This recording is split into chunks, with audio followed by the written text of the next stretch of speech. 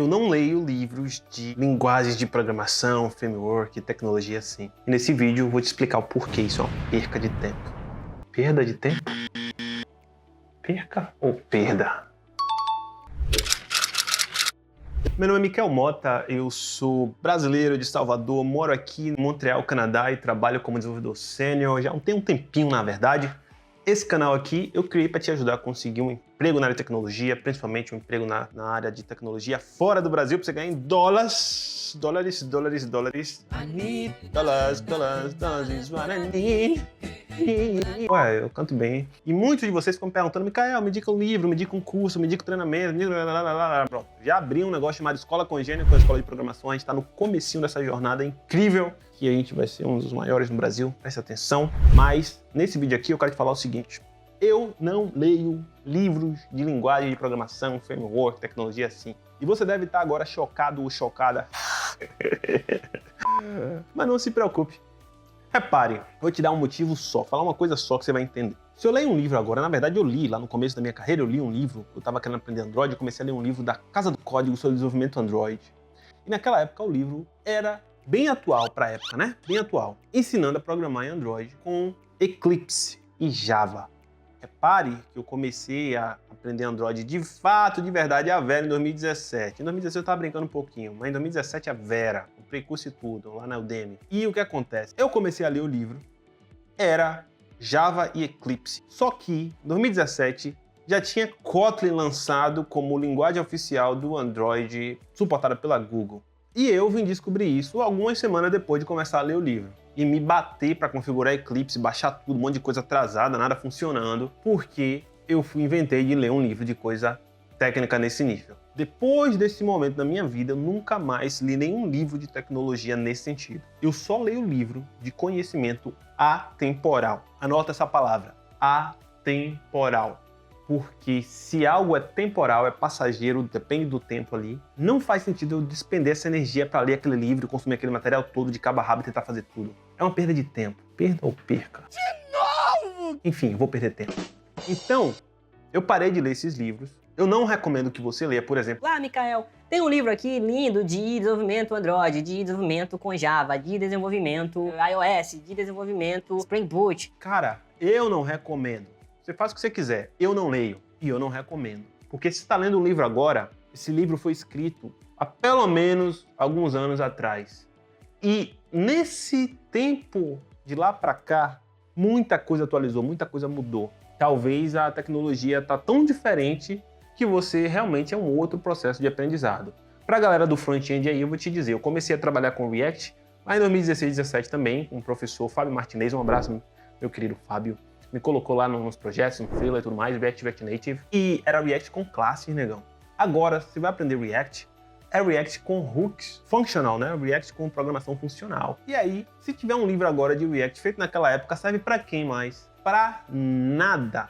Nada, nada, nada. Tem muitos poucos livros que eu recomendo você ler.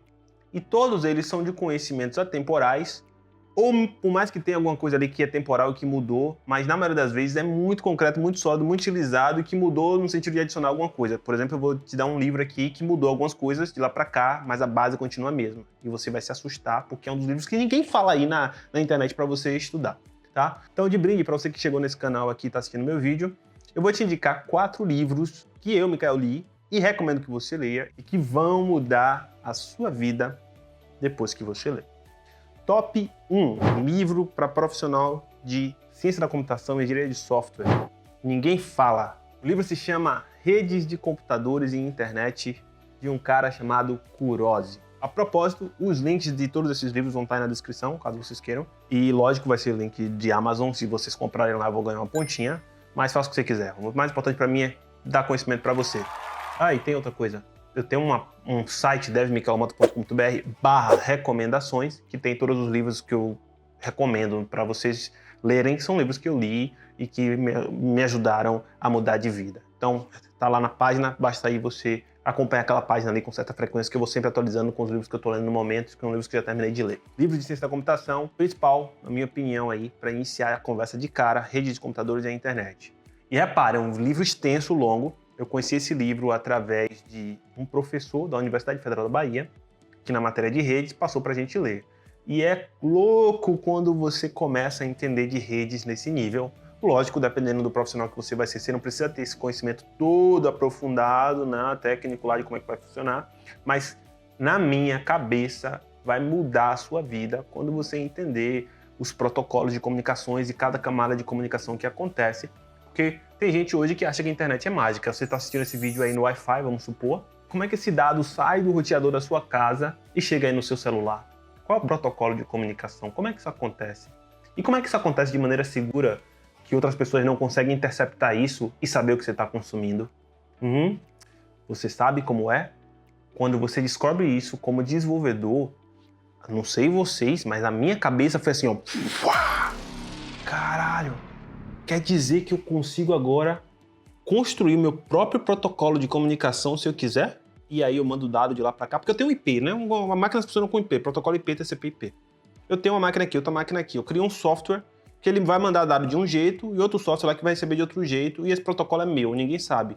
Eles podem até pegar, mas não conseguem desembaralhar com o meu protocolo de comunicação. Ah, é assim que esses governos e universidades se comunicam sem ninguém saber o que está acontecendo. Eles têm um protocolo próprio. Que louco! Muda a cabeça. Então, 100% recomendo para quem quer entender de computação, redes de computadores e a internet do senhorzinho Kuroshi Ross.